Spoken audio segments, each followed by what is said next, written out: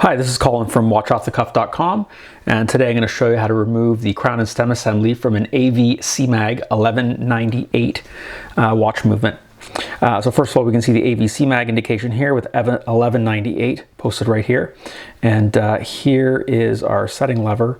It is not this screw here, it is this button here, which looks just like a stud. So what we're going to do is we're going to gently depress. Oops. And remove the crown.